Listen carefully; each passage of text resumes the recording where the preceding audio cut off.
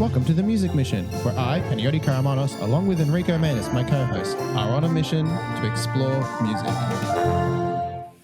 Hello and welcome to the Music Mission. I'm joined here with my co-host Enrico and with someone all the way from Los Angeles, Monish. Say hi, Monish. Hey, welcome. Why am I saying welcome? Welcome, everybody. You're welcome. I was like, wait a second. Hi, welcome. So I know Monish through an online studio called Coinop Studios, which is this, I guess we can go into that in a few seconds. But Monish, before we launch into that, could you introduce who you are, your musical background, like where you started? Because I actually don't know these facts. So tell us your life journey as a musician. Okay, so my name is Monish Corona, and I'm a musician, composer, and I like to... Thinking about your life journey as a musician is like really complicated because it all kind of depends on where you start. I started in middle school because that's when I guess you're kind of trying to discover like passions that you want to get into in life, and music was just always something I was really passionate about. So at the time I had joined a rock band in my middle school. It was like the rock band that a teacher would have, and we'd play at the school concerts. I was the vocalist, though I wasn't very good. And I also played the drums at the time. Which, fun fact, I started playing drums because of my uncle. And then I had practiced the drums using those electronic drum sets from Guitar Hero. Oh, nice. That's how I started practicing drums before I had a drum set. But eventually I got a drum set, and when I got into high school, I learned the ocarina, the flute, guitar, bass. I was a very contemporary musician, but I had a very big love for like classical music as well, because that's just something I grew up with, and a lot of video game music and anime music that I was just like watching at the time. I don't have a lot of time for like anime as much as I used to, but I try to keep in track with some of the J-pop artists nowadays and stuff. But I was really into like more rock and metal, I would say, growing up, and eventually would incorporate classical things as I went along. And then towards the end of high school, I did get into pop. I fell into the pop hole. I feel like I didn't know music classically until I got into college, which was kind of funny because my high school teacher was always trying to teach my entire class like theory, but because everyone grew up with a very contemporary background, people didn't want to, I guess they just didn't want to learn the notes. I was like one of the few people that were kind of interested in learning. Eventually I went to college. I started posting music online since as you go into college, you know, some of your high school friends do their own thing. Some of them are not into music as they used to be. I was one of those that just kind of like music is like the one thing that I've always been passionate about and just continue to strive for. So eventually I was like, okay, well, like I don't have my bandmates anymore, so I'll just start posting music on my own. And the online space was really good for that. Even though at first it's pretty lonely, I'll admit it was like you're still kind of getting to know people, and I feel like starting off as an online musician, especially if you're going off of it, like not trying to kind of let the real life friends of yours know. I know that sounds weird, but like the friends that you have IRL, like when you're doing that without letting them know, it's like it's all about getting, I guess, noticed by maybe a particular niche or group. And I think being a game composer was like my niche. And eventually I would just start to make arrangements for YouTube, and I guess 3 years later after that, here I am. So I didn't start making arrangements for YouTube until like maybe 2 to 3 years ago. I have like videos from 5 years ago, but they were like things I did really fast. So that's kind of my journey, trying to sum it up. Like it's like 10 plus years in like a few sentences, but I tried to breeze by each stage of development. So Yeah. that's just me. Oh, go for it. What's up? Yeah, that's it's just really interesting how you were talking about how you were mostly contemporary trained, and and only later did you really in college you start looking more into classical genre and classical approach and all that stuff. Whereas for me, it was very much, oh, for Enrico and myself, we went to a music like a conservatorium high school, and so we were the opposite. We never really had much, if any, contemporary music like exposure in terms of how to make it, which is Right. something I find still weird because I'm a teacher now, and that's what I have to do. I teach kids how to do. I have a rock band at school, which I take. They're called the Flip Side, which is hilarious. And I didn't name it, unfortunately. They did. Oh. So for me, it's just really interesting. Only when I went to uni did I start learning to chord progressions or chord charts are actually a really useful thing. I used to think, oh no, they're dumb because they don't give you the rhythm and they don't give you the exact notes and the exact voice, chord voicings and things like that. So it's very much the opposite, which is very interesting. Um, yeah, and you mentioned one of the Yeah. instruments you learned was ocarina. Yes, I Was did. that So that was inspired? like one of the very niche instruments I learned in high school. So I kind of like incorporated the ocarina as kind of like not necessarily a joke instrument per se, but just kind of as like it's like as you're a kid in high school, right? No one's really playing the ocarina. Like everyone's trying to learn guitar, everyone's trying to sing. Everyone in my school in particular was trying to play the ukulele, which is why I know a little bit about it. But it was just everyone's trying to learn those like very modern instruments, I should say, because we didn't really have a in my high school in particular, we had brass, but we didn't have strings, which is kind of strange to think about now because I write for strings a lot. But so we had a brass orchestra, but we didn't have a string orchestra, string ensemble. Sorry, that's not the right term. But so so for me, I didn't even learn through charts initially. I actually learned through tabs, and a lot of it I actually learned by ear, by just you listen to the bass and leading tone, and then you try to figure out the rest on your own. So, and I think I'm rambling on. Sorry. Well, so what was the exact question again? I'm so sorry. Oh, I was just commenting on how cool that you played the ocarina, and it's interesting how you Oh, didn't. right, ocarina. Yeah, Sorry, yeah. I was just going on a tangent. So the ocarina was something I eventually just picked up, just kind of because I loved Legend of Zelda, and I actually had seen someone on YouTube play a song from Final Fantasy VII on it. I think it was Doc Jazz, but he goes by David Eric Ramos now. But at the time, he had a cover of Cosmo Canyon from Final Fantasy VII, and he had it on Ocarina. And I was like, oh my god, I love Zelda. I love Final Fantasy. It's like the perfect thing, right? So eventually, I ended up buying one. I saved up some money to get one. And it was just something I played, and no one else played. No one else had an ocarina. People thought it was just an instrument from a game. They didn't think it was like an actual thing. So I eventually started playing it. I learned about like all the different types of ocarinas and different shapes and sizes.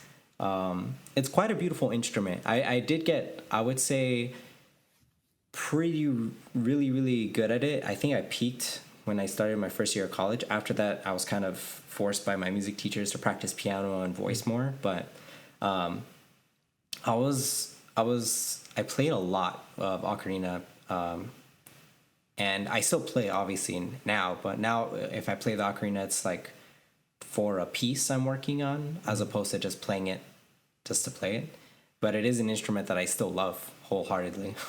That's a really interesting statement you said at the end, which is playing for a piece, which is what I doing a lot of lately. Like when I play trumpet, it's for something. It's for a video, and then maybe Enrico can jump in here because Enrico, you pianist, classically trained, but you're not performing anymore these days so much, and you're not an online musician. So Manish and I, we both approach our instruments from the perspective of like, okay, or me more so, I guess. I'm not sure about you, Manish, but like Trumpet, I'm Right. like, okay, I don't really pick up the trumpet, just play for funsies. I might with the piano because that's a bit easier. But yeah, Enrico, like your perspective on that as a non-online musician? No, I mean, when I was just sort of playing it, because you have your curriculum stuff when you're a pianist, so you have to prepare for your recitals, and maybe you've got competitions that your teachers lined up for you, and this and that. But I actually have a pretty distinct memory of my practice being pretty split between I would practice all my series pieces and stuff, and then when I wanted a break or just when I was sometimes just for procrastination, but also just for fun because I probably preferred I would just jam and like work out pop chords on the piano and like try and figure out the tune to a song I liked, and then I'd go on. I remember being a kid and finding these websites of like just the worst piano arrangements of game music and anime music that I liked, and would print it out, and they'd be really bad, but like because they'd just be sort of free, and I'd find it on someone's blog or whatever. But I just mess around with them, and that was a lot of fun. So it's I don't know. Maybe a lot of classical musicians maybe feel like they have this divide between the sort of the pieces they have to play because it's useful from a career point of view, and it's sort of what's been prescribed to them in what they're doing, and there's maybe a bit of a tension between that and maybe some other stuff that they actually want to play, which might be classical pieces which for whatever reason don't fit in with the stage they're in at the moment or the kind of repertoire they sort of should be learning, and all the way to other kinds of non-classical type music, which in my experience, generally, the classical sort of institution and your teachers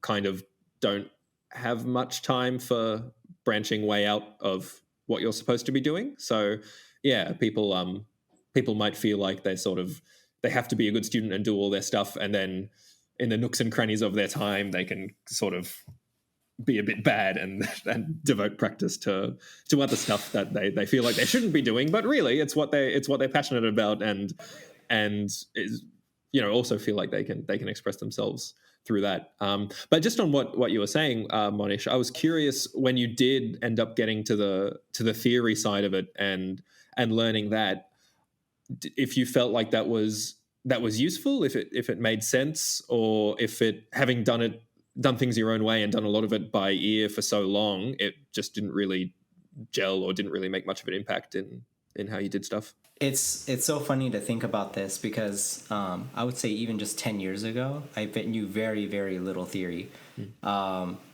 Like to the point where I couldn't distinguish like time signatures or just time in general. So and it's funny because I'm a percussionist, so I wasn't really forced to learn about theory until really towards the end of high school, just because I got into drumline. They had sheet music that you had to follow, and when I got into it's actually a funny story because when I got into marching band, I originally started playing the flute, but then my teacher saw me playing the ocarina and it's like, why don't you play that? And I was like, in a marching band? And I'm like, yeah. And I have a video of me playing the ocarina in a marching band. Oh, no way. Oh, that's awesome. So it's cool. It's not nearly as powerful as, say, the flutes, but it still had some moments where you can like. So because of all that, I had to learn classically at some point.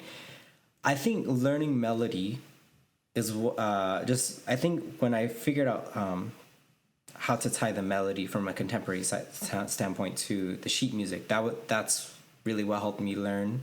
The hard part for me was harmony, especially because I had always played instruments that were very melodic based, right? It wasn't until I played piano where like finding different chords and then finding out there were things such as like secondary dominance, which tended to be really popular, or the fact that you can even, this is going to sound funny, but I didn't know playing the wrong notes in a scale could be good. So I always thought that those notes that were played were part of the scale, and it's like, no, this is just a different scale. It's just, it was basically like a whole new world opened up to me. But one thing I had noticed, which I'm kind of grateful that I didn't learn about theory right off the bat, in a way, because I'm not, obviously there are a lot of musicians that are not like this, but there were a lot of musicians that I knew when I went to college at Berkeley that because they had only learned through sheet music, it kind of seemed like at times they were clueless without it, or they found it very hard to also improv without the sheet music. Yeah. So on a contemporary level, I felt like improving was like a very strong point for me. And so when I learned theory, eventually I would learn about like jazz and how like, you know, improv was okay. So just going back to the question, it was kind of like a whole new world that opened up to me. I was like, wow, there's so much. It basically is like, the best way I can say it is also as someone that's like, my dad is Mexican, right? So this is going to be a little side tangent, but I promise it relates to everything. So my dad is Hispanic. My mom is Pacific Islander. She's from Fiji. Because I did not learn either of their languages growing up, because they only really spoke to me in English, I kind of learned their languages from my relatives.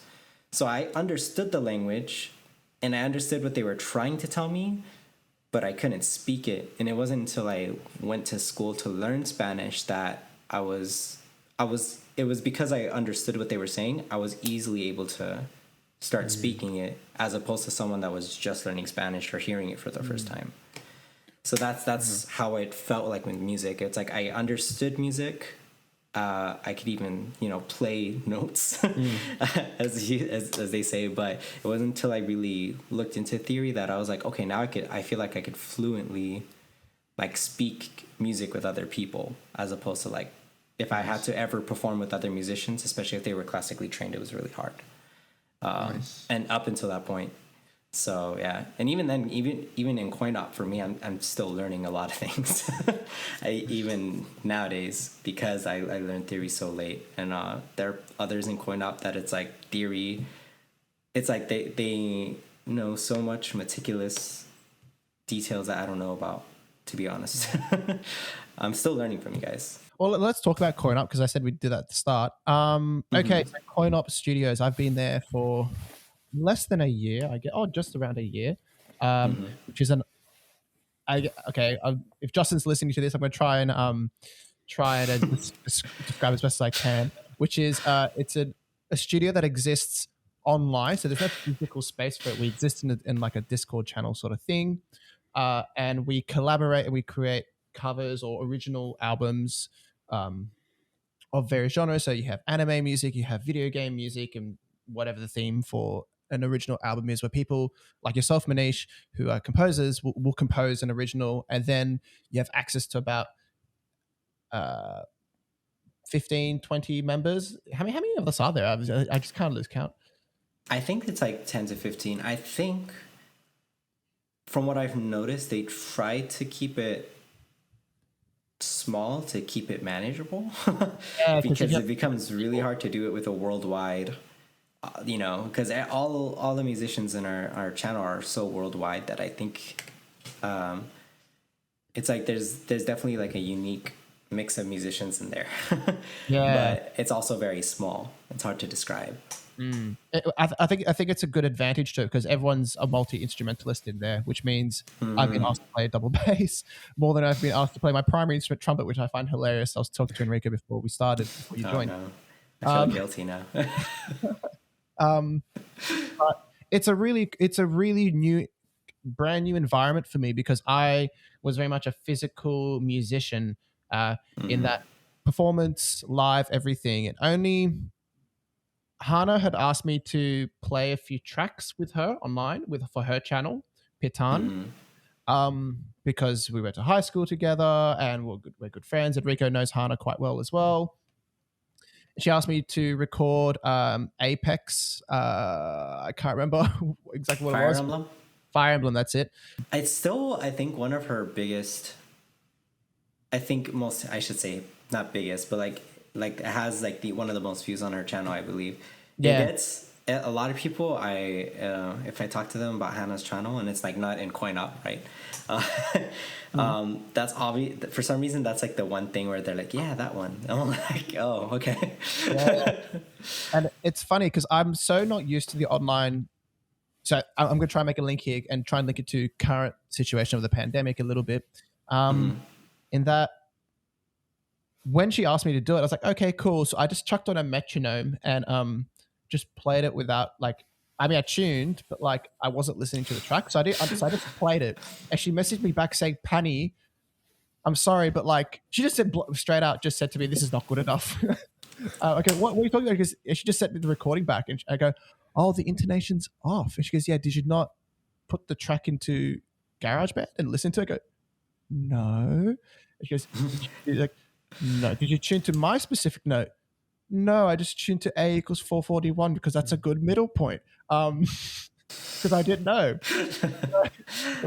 And then she made me do it again. And I think I learned the biggest lesson, which was when you are collaborating online, you read everyone's instructions and you give out really good instructions, because unlike you can't use the same skill set that you have in that you just use in a live setting, like if you're playing a musical, which is half the time the brass, I kid you not, we just like tune a note, no one adjusts anything, everyone goes, yep, we're fine, and then they'll just lip it up or down as we go and just blend with the ensemble.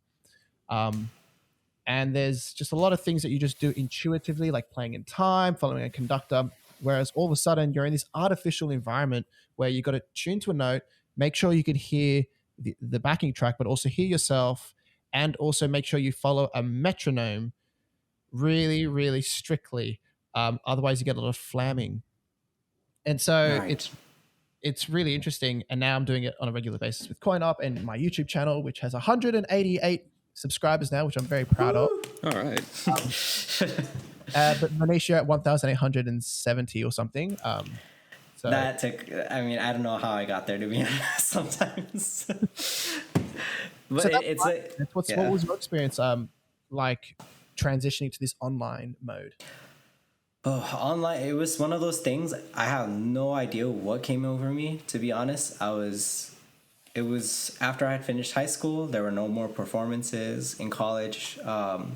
There were so few performances as well at the time because you don't get to perform until your second or third year. So like during that first year of college, I just kind of missed performing, or at least for like an audience, because you know, when you perform for an audience of any sort, whether it's online or real life, it's exciting to see the reactions of people, like if they, you know, whether good or bad. It's interesting to see. It's like something that I think a musician likes. They like to feed off the energy of other people. So I decided to just give something a shot on GarageBand, and I found out about MIDIs. This is how I found out, because up to this point I thought, I was so naive as someone that was 17, 18. I thought music videos were shot at the same time as recording the music. I thought they were all one take. I did not think they spliced a bunch of takes together. I thought there were just so many little things I learned. And so my first few videos, I kid you not, are just me turning on the camera, putting like the MIDI track underneath and going one time all the way through, no editing. And I put it in and I was like, yeah, this is a banger video. So even though now I look at it and I like want to physically cry when I see how badly it's mixed, how badly it's produced. There are times where like, I would just take the MIDIs off MuseScore, put into GarageBand, and then just play over it.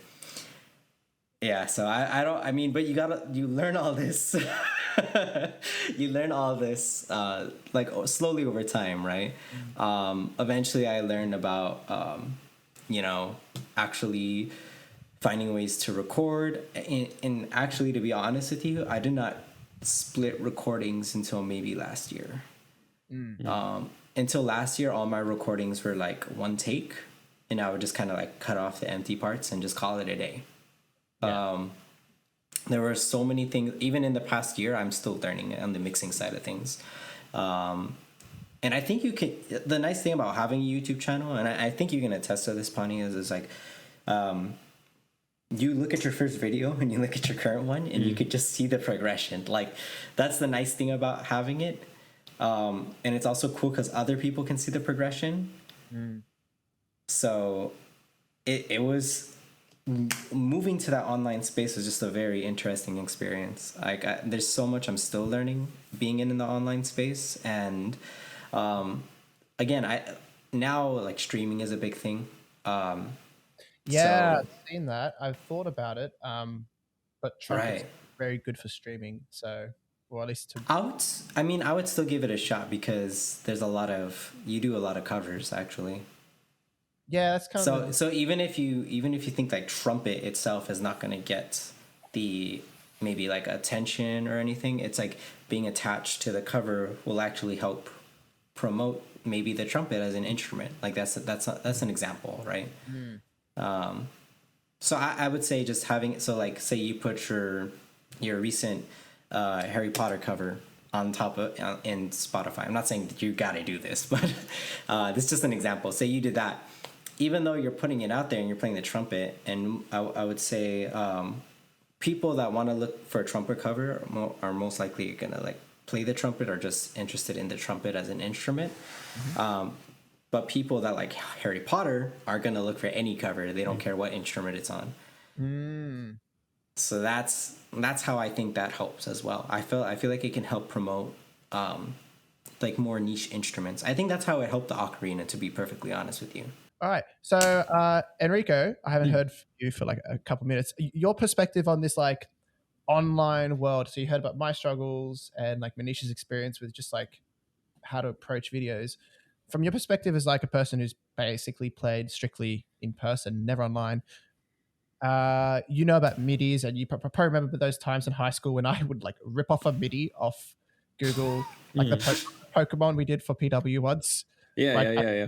stuck into Sibelius, and then we presented performance workshop. We presented the Pokemon medley, and then Mr. Alexander took it so seriously. I was like, "This is a very interesting arrangement. You got to think about playability sometimes."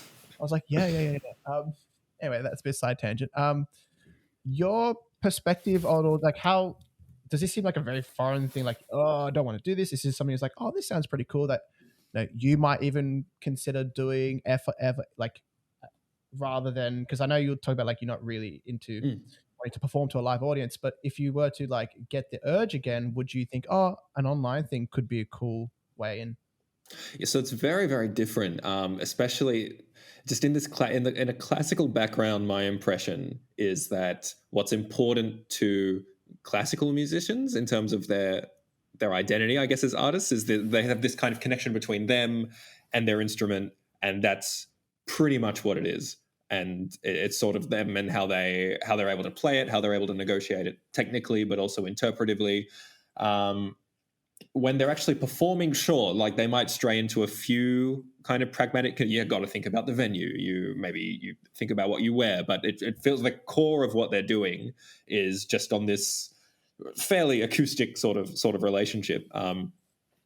Monish, hearing you, it's like there's whole other dimensions in terms of doing this online, in terms of because you're still writing and you're still playing, but then you have a much more deliberate consideration of how you're going to record it and how you're going to mix it and all these other things that I don't even know that I don't know, but you would be considering very, very hard. I've made I had made recordings from time to time, and I know a few people that did as well.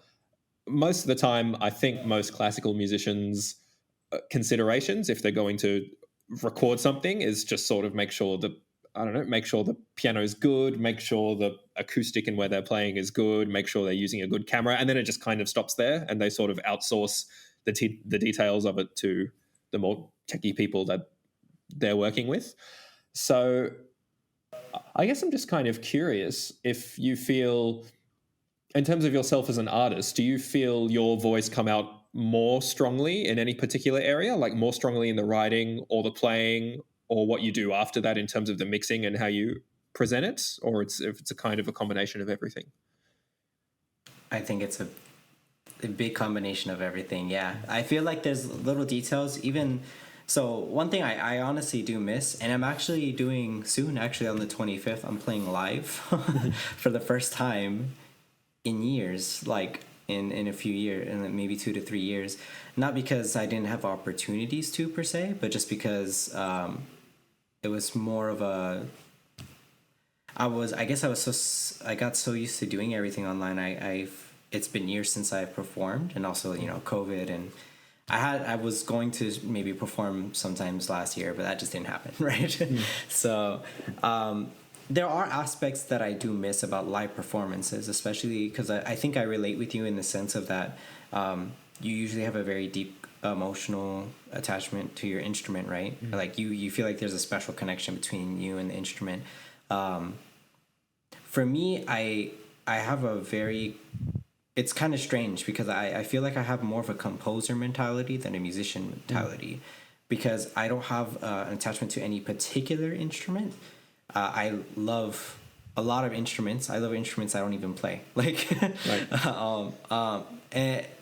and I feel like I have the composition mentality is more like, I feel not only like how can I bring my voice out to the world musically, not, and maybe literally in my sense because I sing, but but it's also a sense of like, okay, like how can I also grab people's attention on the online space. What I had noticed as well when it comes to like the mindset change, when you're playing for people, I think there's more room for error. You can kind of like pull off the errors. I'm not saying like, you don't practice and try to perfect it as much as possible, but it's expected that there will be errors for a live performance. Like a anything, right? And I feel like online expects perfection. Like, and I it's like, this is why and that's why for years, again, till last year, I did everything in one take. And now it's like, if there's a line I don't like, I'll probably retake it. I try to keep things as close to one take as possible because I'm still trying to navigate it. But there's like a lot of things like online. You can do that. And when you're performing it, people have this mindset that he's on it. Like he knows every single note. Like he's playing pristinely, but they don't know that there's like a lot of like, okay, like, I mean, I know some musicians that I'm not saying this is bad or good, and I've done this for like 2 videos in particular because it's just a different language, but they would like record of like say 8 bars, stop recording, record 8 more bars, and then keep re-recording those 8 bars until they're happy with those 8 bars, and stop, and then move on to and I'm pretty sure as a classical musician, you're thinking like, I don't know how you can stop playing the piece, and then replay those same bars until you get it right. It's like there's a lot of luxuries that you have on the online space that you just don't have with live performances. I'm personally someone that I kind of long for both. Well, I more long for the live performance, but I love the result of the online one, because it's so easy to digest. If that makes sense. Yeah, that's a really good way of putting it. Like some people like Christopher Bill, who, trombone artist, who has thousands, he's probably hundreds of thousands of subscribers. He's like someone I really look up to. He does trombone covers. And for the longest time, I honestly thought he does everything in one take. But only recently, I mean, like in the last 6 months, I've discovered that I try and do what you do, which is do the whole thing in one take as much as possible. What I actually do, I do multiple whole takes of each track. And there's a thing called comping, which is an amazing tool, Enrico, where let's say on the first take, you nail everything except for bar 8. Okay? Well, because you're playing to a metronome track, you can just record the whole thing a second time. And then when you're recording the second time, you got to think to yourself, golly, I don't care what happens at the peripheries. I'm just going to make sure that bar 8, I nail it. And then you nail it. And so what you can do, you can have the majority of track 8 play. And then when you get to bar 8, you just tell the software, I want these notes to happen, the bar 8. And because you've recorded with the same microphone, the same level, the same day, the same session, it's impossible to tell that it's actually that it's actually just switched recordings. It fades so easily for you. And with trumpet, because it's not like a piano where you can see error. People don't know the fingering system of a trumpet. They don't know that I've split the Yeah. notes. I just keep going. Oh, I split. Sorry, don't show it on camera. I can just fix it in post. You're just overdubbing essentially. And so that's an interesting tool that I've found, and I'm like realizing, oh, Christopher Bill, he literally does that, because like there's no way he's doing everything in one perfect take, because no one can. Yeah, it's interesting. Well, because the dynamic is so different in a way. I feel like with pretty much every other kind of music that's not classical, if we just take pop as an example, like an artist's recorded version that shows up on the album is, as I understand, like the audience understands that to be the definitive version of the song. Like that is the song. If you pull it up for people, it's like that's what they expect to hear. Then when they go to see it live, it'll be a live sort of experience and a live version. But if you're showing it to your friend, it's like, oh, this is XYZ's new. It's just going to be that thing. Whereas in classical, I guess it's more something like the definitive version of it is the kind of artist's performance of it in a sort of abstract sense. And so you go see it live and and because there's this almost, I don't know, more almost gymnastics like expectation that you have out of classical, where you do expect something error free. And it's not just the music and the artist presenting it, but it's almost the fact that they're up there and are going to perform all of this in one go, and it's just such an extraordinary feat of human achievement. That is another layer on top of it that makes it a little bit strange. So to the point where you have your live performance, and there's almost an expectation that when you put on someone's recording, they're just essentially recordings of live performances. They're not like, this is the song and that's a live version. And so it's very, very weird. And I remember, but they do all of this, and I never recorded at this level, but at professional level, they for sure have techniques of splicing different tracks together and taking one thing from here just so it's the best product possible. I have encountered a little bit of controversy about that in the dialogue in classical music, where because of that sportsy performance aspect of it, there's almost this feeling of like, well, but it's not authentic if they're taking bits from here. Like the whole point of it is that you're going to do it in one go, and it's hard. There was a famous pianist called Glenn Gould who was recording and like had a very, very hard disagreement with that, and was basically like, no, but I have access to this technology and the studio, and I don't have the burdens of having to perform this live in front of everybody once. Why would I not take advantage of this and just make exactly the kind of music I want to make? It's sort of taking a level of ownership over that track, whatever it's going to be, that you don't often see in classical, but is just a given in pop and every other kind of contemporary music. Like you just use whatever you can to get the definitive version of that music out. Yeah, it'd be really interesting to hear someone's perspective who's just done a professional level recording, which is Nick Kennedy, Enrico, because he did that recording. You know the album. He won this competition. For sure. And, I was there that day. I can't remember how. I think I was recording Hana in one of the recital halls. They're like next to this west and east, and they're next to each other, which makes it really, really easy. I still, after being there for 11 years, 10 years, I still don't know which one's which. Hana was recording in one, and we're doing like just a normal just chamber stuff for V2R. But Nick had a whole team of people, and I said, "Oh, can I have a look?" And Nick was like, "Oh," he was kind enough to let me just have a peek. And they had all these microphones set up, and they were only doing audio for an album track, and they were recording him in the recital hall. So it'd be really interesting to see how he said they took him multiple days to do it from memory, and just see like how did they approach it. I'm not sure what Nick's like. Did they splice? Did they take one movement from one? Like take one, they took movement one, but take three, they took movement two, and then take seven, they took movement three. Like, be interesting to see like how much they did with that. And before I forget, Enrico, I was gonna just say like, I think I just don't want to. I know I'm kind of moving back a little bit in terms of topics, but there was just something I wanted to respond to, just because I've seen that too in the industry, where it's like there's a lot of people that do think that the takes, and from what Pani said, it's like they think that the take is like this was all done in one take, and they just have multiple cameras, and maybe they just switch the cameras to get a different perspective, but the whole thing is in one take. And there is a controversy I've noticed when I went to Berkeley. Some people are very against that, at least from my experience. And then there's another side of people that are like, well, like, this is extremely convenient. Why wouldn't we use the tools that we have? I think it's, I know that this is going to sound, I think it's because I grew up with more of a contemporary background with, like, say, punk rock music growing up, where, like, mistakes are part of the fun.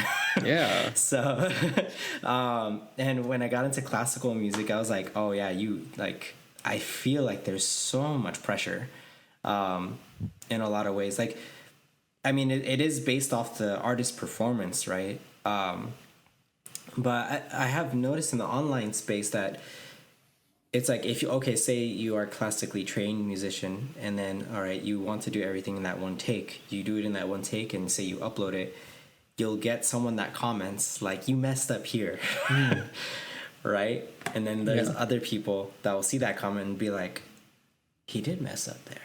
Oh, this video is garbage. Like, or something like that. And I think eventually that's how some people will move into the splicing thing. And again, I was so afraid of doing that for so long because of that. So that's why I just kept all of mine for one take for a long time. Eventually, I just became open with it, because when I did join the Coinop, there was like a very big emphasis on like quality. Like, this was going to be part of an actual album. You wanted to make sure everything sounded as pristine as possible. And then Coinop also has this, it's a really nice thing where it's like they want you to feel like you're in the room listening. At least is my experience. Like, they want to have like a quality where, like, you're in the room listening, what you hear is like what's in the room. But at least from my experience with like some of the tracks I've submitted, there's definitely some splicing going on. But I think I go the Pani method, where it's like you do a bunch of long takes, and then like this take was the best one. I'll use this as the foundation, and the parts where I mess up, I'll just split in what from the other takes. And where it is like, I don't care how bad I mess up on the rest, as long as I get measure 17 to 20 correct to fix that mistake that's in that almost perfect take that I had. But I definitely see the discourse that you're talking about in the community, which I honestly don't think that's neither bad or good. I think it's just good for healthy discussion, to be honest. I feel like having that discussion, eventually we could find a middle ground. You don't want everything to be spliced, like every 2 bars or something. To the point where like every word is spliced. I mean, I've seen, Some artists do that. I think, a lot of pop artists do that. They like, the definitive version is like, they do 20 takes, and each word is a different take, because they just got the tuning of that note a little bit better. And you can flex pitch, but it just sounds a bit artificial. So they're just trying to find the one where it's like the most natural. And like, I think someone said it, you can tell how good an artist is, like let's say a pop singer, for example, is how good of a singer they are is by their live performance, because that's actually them performing the whole thing without any assistance, whereas sometimes they're overproduced. So now that brings into the question, well, what is singing talent? Is it? So I think there's like different type ways of being a musician, right? It's like different skill sets. So like, that's what I'm finding as an online musician, is that you have to be there is a bit more emphasis on clarity and purity than there would be like if I was playing trumpet live. And so it's kind of like a different shift in mindset. And this is, I remember experiencing that with like the Apex video. Han was like, this note is very, very, very flat. I was like, oh, I mean, it's a trumpet D, and trumpet Ds are pathetically tuned. So, okay. And then I remember just pitching it up. And it's very interesting. It feels kind of dirty the first time you do it. Yeah, it felt. if I still like, if I ever need to do it, I still feel so dirty. I'd rather do just another take. Yeah. Like, it's so hard. Like, I mean, if there's ever crunch, I feel like that's the only time where I feel like there's a necessary time to do that. It's like, But yeah, I think I know what you mean. Like I struggle so much to use that tool because I feel so guilty using it to this day.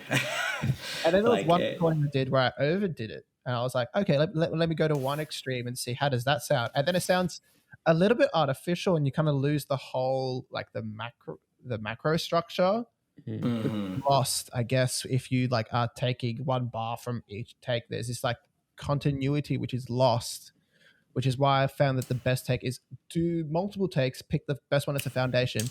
And if I just do a complete flam on a note, because trumpet, it's like a pubescent boy trying to sing. It's like you just get a random testy pop at any moment, and it's unpredictable.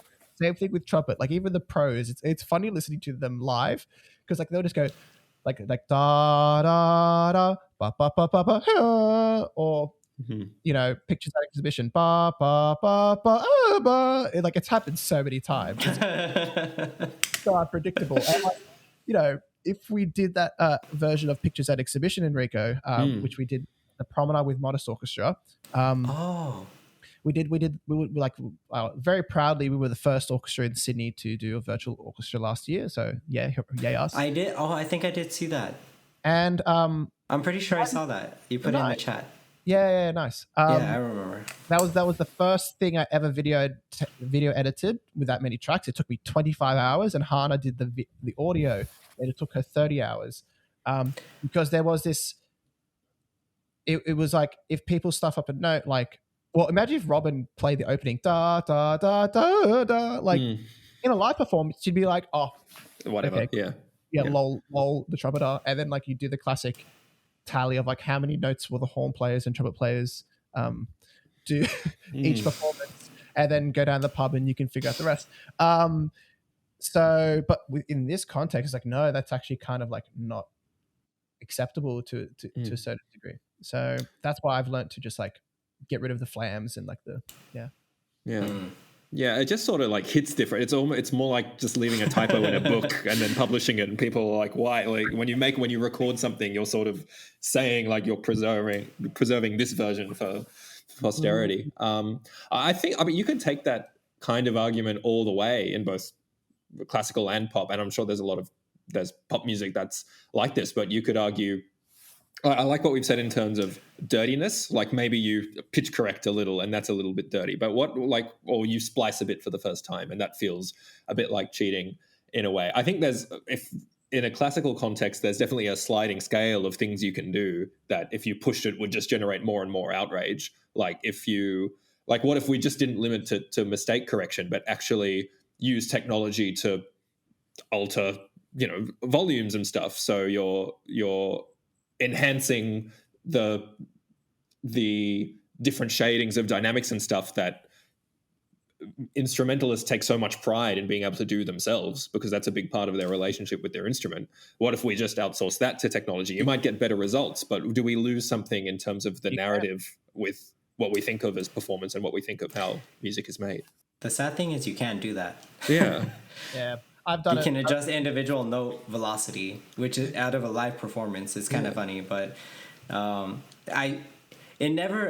be real with you though. It never sounds 100% correct. So it's very hard to. Maybe we'll get at a point in technology where we can just do it, and it's gonna sound like pretty accurate. But MIDI 2. We've been using. It's called MIDI 2. We've been using MIDI. MIDI 1.0 since 1980 something. I'm not even. We're on version 1, but version 2 apparently will. What? Oh wow! I had no idea. I'm gonna have to look that up. Wow. Yeah, MIDI's hilariously bad. Because it's from the 80s and like or 79 it was.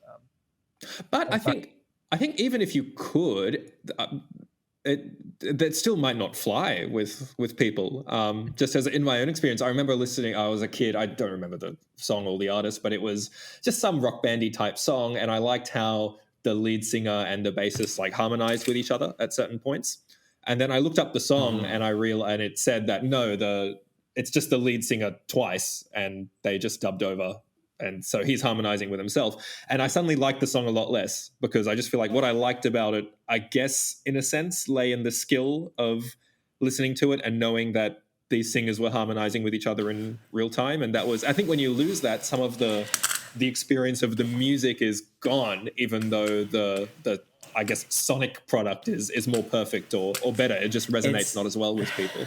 It's the idea in your head. I know exactly. Yeah. That's how I felt about with music videos. I thought music videos were live performances until I got older, and I was like, wait, this guy is standing on a bus and it's moving at like 60 miles per hour and he has no microphone.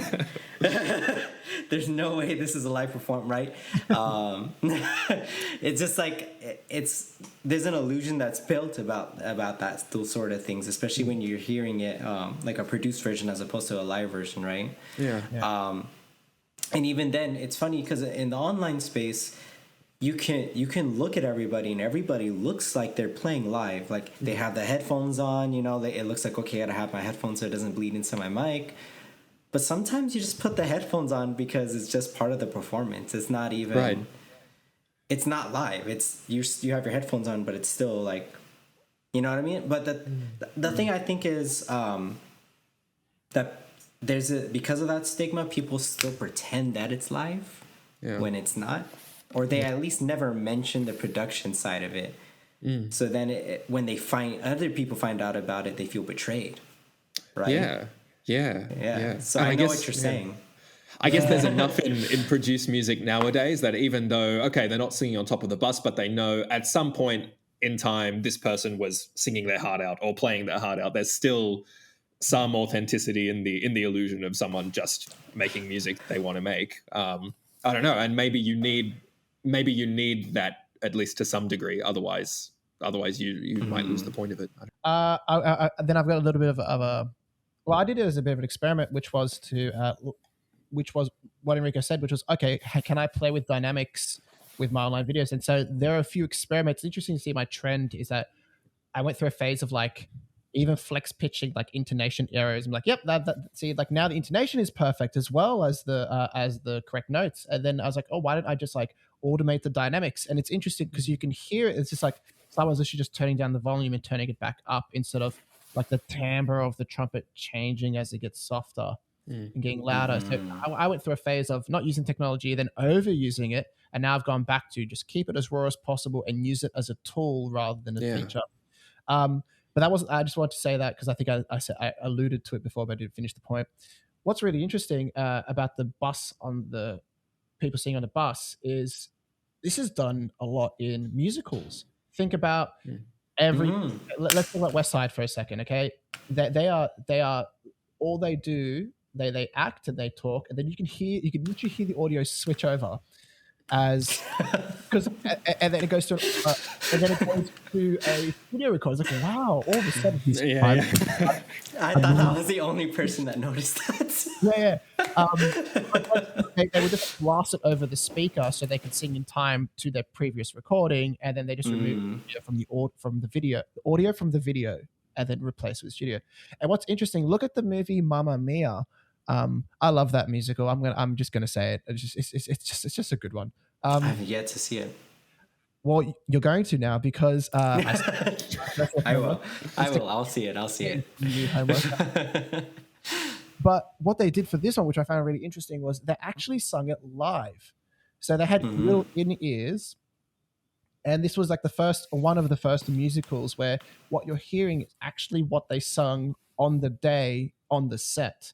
So and they've got a separate OST, original soundtrack with the same actors, obviously, but it sounds different to the movie version because they are different movie versions. Whereas West Side, well, what you hear in movie is what's in the album because in the movie is the album. Whereas for Mamma Mia, it's not. They're completely different recordings, which I think is a cool way to blend the two because they had the studio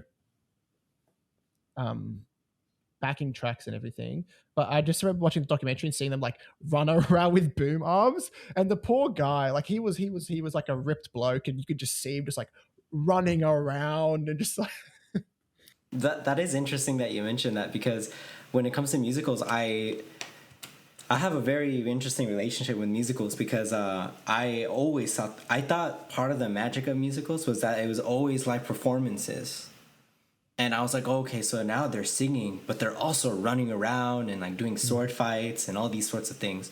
And then I think there was a time where I was invited to see Sweeney Todd, like not the Tim Burton one, but the original one, right? And I was like, okay, I'll go see it, because I up to that point I had only known the film version, unfortunately. And then I went to go see it live. I was like, oh wow, so I'm gonna hear the live performance, I'm gonna hear him. But then I had noticed that audio switch that you were talking about, where it's like, I think there's a point, I don't want to spoil it. Well, there's a point where they're making pies. I'll just say it like that. And I think you know what pies I'm talking about. But there's a point where they're making pies, and the actress that was there was literally like throwing things in the oven. And I was thinking about it. I was like, weird, I don't hear any of this in the microphone. That's so crazy. And then I just come to realize that when the song was over, I don't know who the person that was mixing at the time was, I don't know what he was doing, because you can hear an audible like and I was like, and then you heard the background again, and I was like, wait, no, my reality was like ruined. Yeah. But it was just very interesting. I kind of had that when I watched Hamilton. Like, I had listened to the soundtrack so much, and then I saw the Disney version. I was like, but no, I can't hear the instrumentation. And then, so this is kind of like the parallel to being an online musician, is that like now we're going to studio and stuff. But like, remember listening to Hamilton so much and how perfect it was, and they 100% comped that, which is, and spliced it and done all these things. And then you listen to the Disney one, you're like, golly me, they just literally just got a Zoom in the audience, so just like recorded it, and it's just and it's live, and there are mistakes everywhere.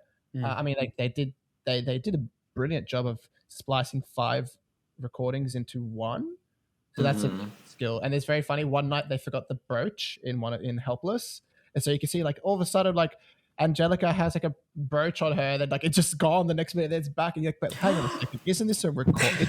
Yeah.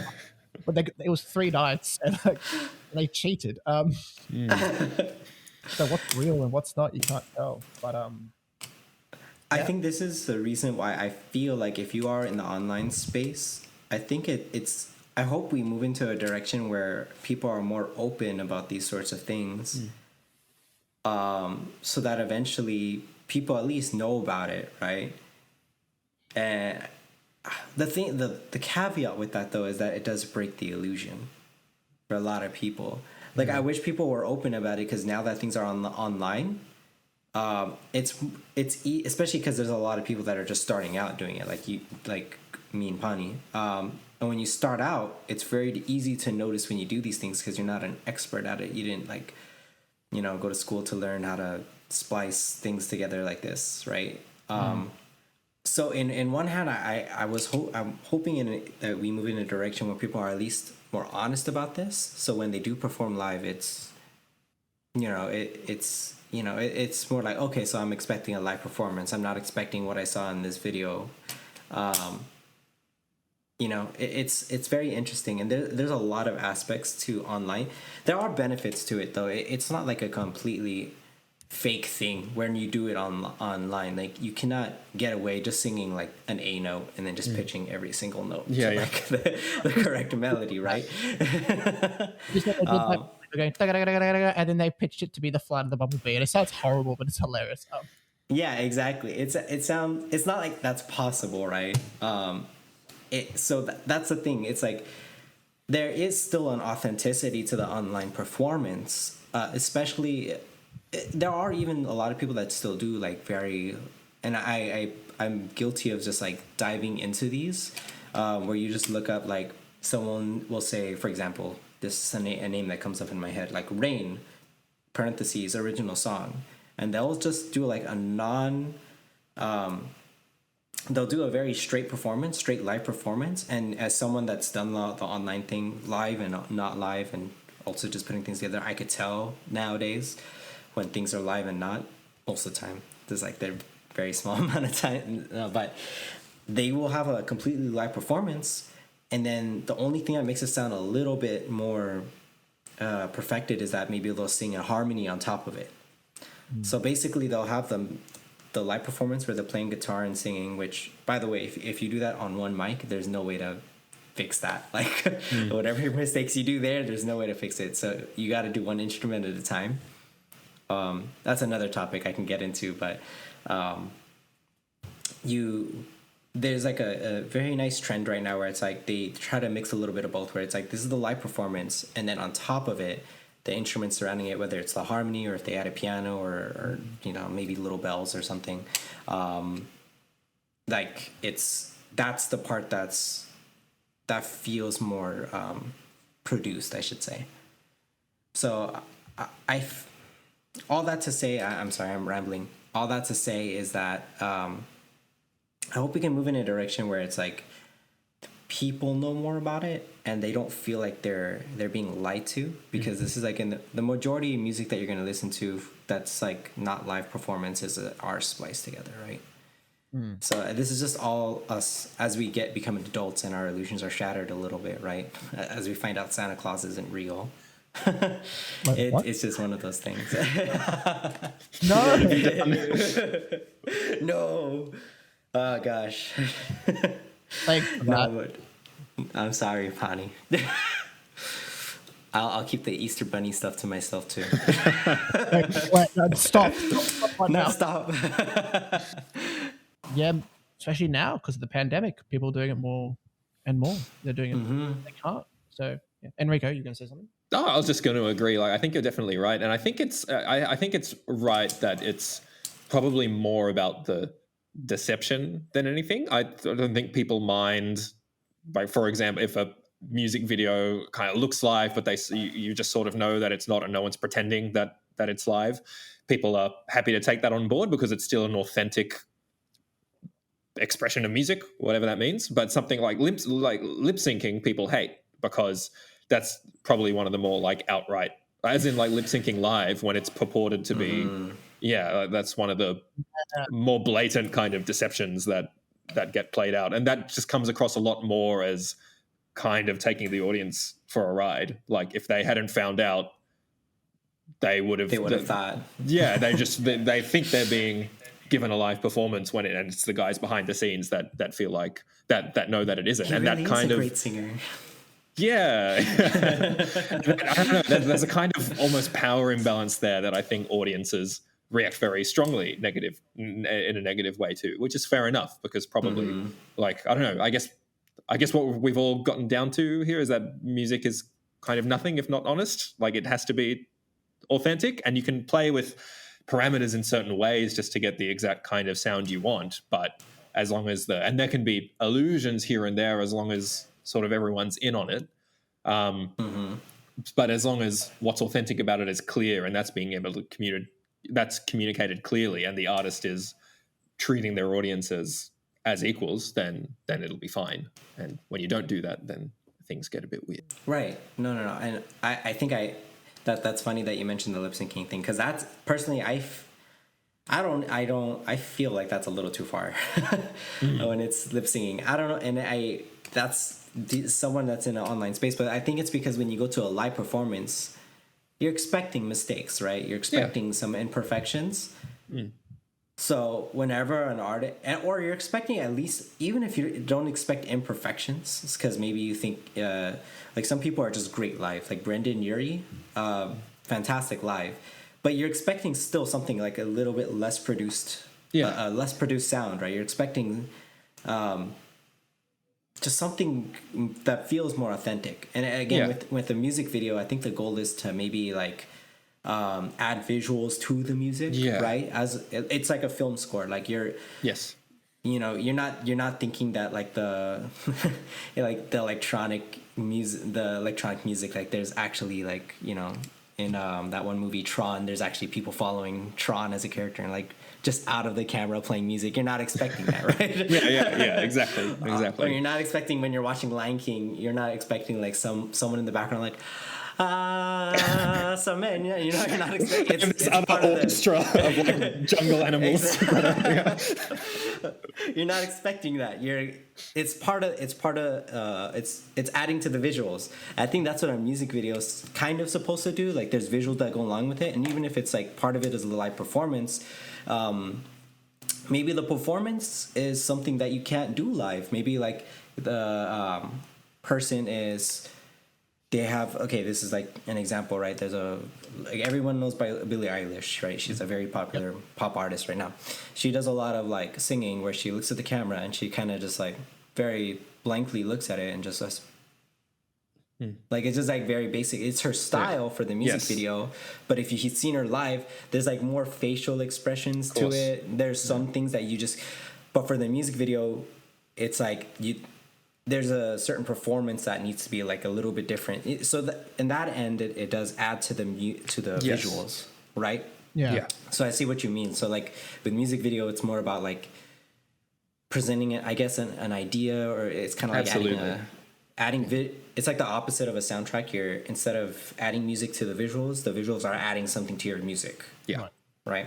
So, but when it's a live performance, that's when I feel like it goes too far. Yes, no, definitely. Because at that point, I go to you to hear your authentic voice. Yeah, and that's something I really like about some of the online space is that I feel like there is more of a direction towards like, okay, let's do like something performative wise, and we can play our instruments, but let's try to do something where like there's, say for example, their video for our. This is something I did personally for our Totoro cover. I dressed up as like I put like face paint on, and I sang for Totoro. Huh? I've got it here. Oh, that's for symbol. Oh no! I hate you. Oh yeah. I know, me too. But it's like one of those things where it's like when you have there's a performative aspect to it, right? And I think editing also comes hand in hand, and I kind of got if you look at my old videos, it's literally just me singing into a mic, not a lot of cutting involved, I felt like that was supposed to be. This is when I started to feel guilty because I felt like what I was doing is like a one take live performance when it wasn't. You know what I mean? Sometimes it was. Actually, there's a lot of my old videos where like you look at it and that is a live performance I'm doing. It's not really edited, and you could tell because there's a lot of mistakes. But I feel like even if you don't have like the visuals, the editing, like I think Hana is also really good at this, where she'll just like if a note plays, it'll like go and then she'll disappear. For example, like she does like a lot of cuts or a lot of deliberate small decisions, and Hannah does that really well. And I feel like the online space is getting very good at like maybe adding not just like a performance aspect to it, but like like a film aspect to it, like editing. Yeah. I've noticed that you started doing that too. I don't know either.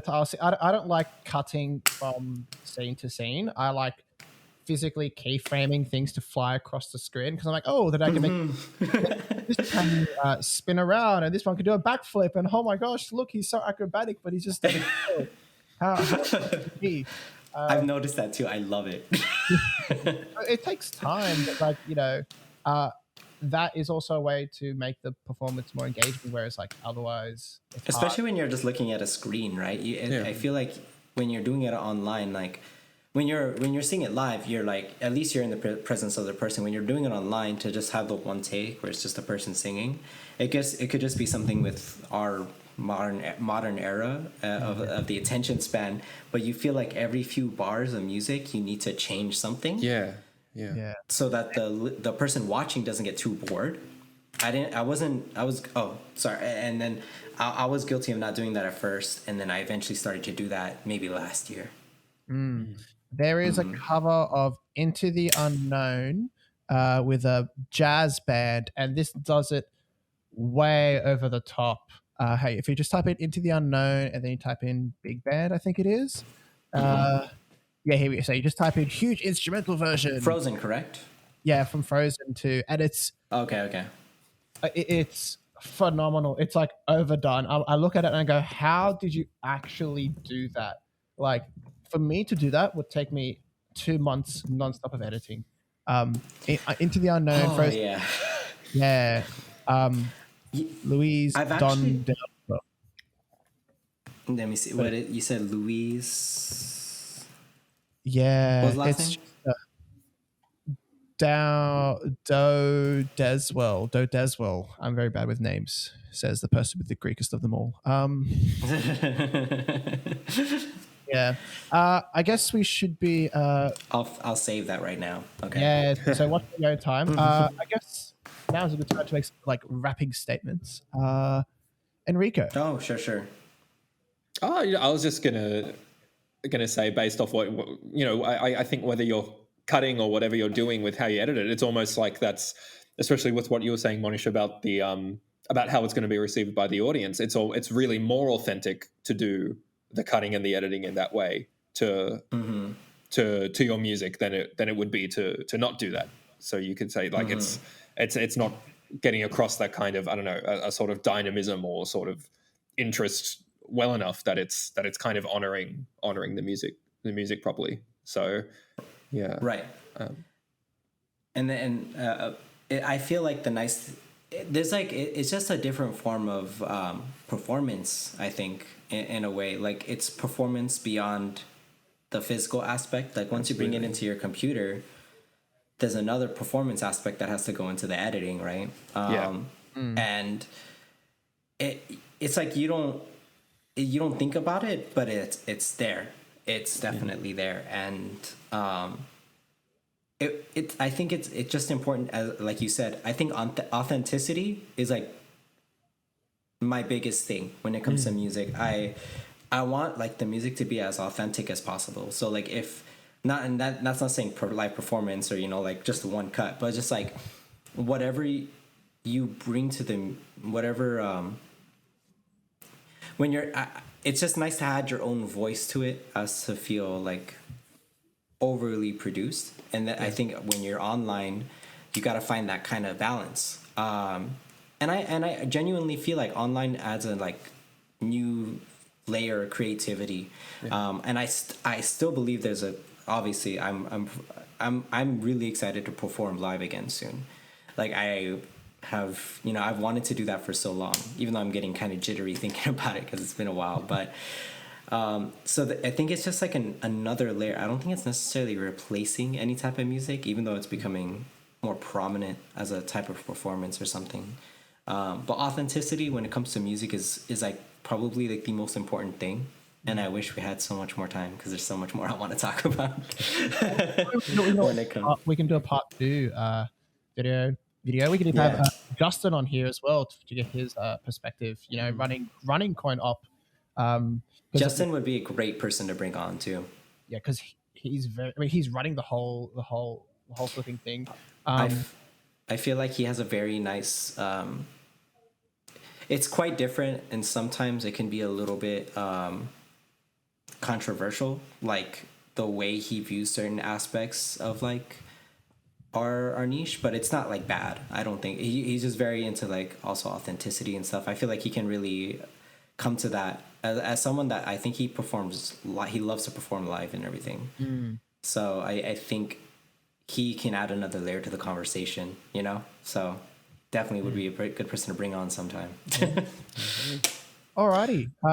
Monish, do you want to maybe tell people where they can find you, what stuff you've got going on, anything coming up?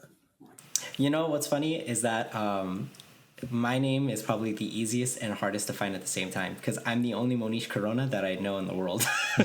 So I've tried to have different usernames and everything, so I kind of just stuck with my name because it's the easiest to find. So literally on anything, whether it's Instagram, Twitter, YouTube, it's literally just Monish Corona. That's kind of literally it. If you just type that up, I promise you I'll come up. In terms of projects that I have coming up, Pani and I and a few other people, we recently released kind of a cover I've been working on for a few months. It was like an arrangement I had wanted to redo that I had done a long time ago. And that was the final song for an album that I have coming up. It was like a cover album that I'm working on before I jump into my first original album. And that original album, I'm halfway through with it. And after I kind of put this cover album out, that's basically the next big project I'm working on. It's just getting my first original album with a lot of different musicians so far. That's my next big thing I'm working on. And I think I'm still trying to decide whether I'm going to go the whole like release a single every time I'm completely finished with the production of a song, or if I should just hold it all together and release it all at once as an album. That's an update to come. But again, it's just a cover album I'm releasing hopefully next week. And then after that, I'm working on the original album. Awesome. Well, thank you, Manish, thank you for being on the podcast, and I hope you enjoyed it as much as we enjoyed it. I loved it. And we look forward to having you on the next one sometime in the future. I'd love to. Yeah, sounds great. All right. Bye. Bye.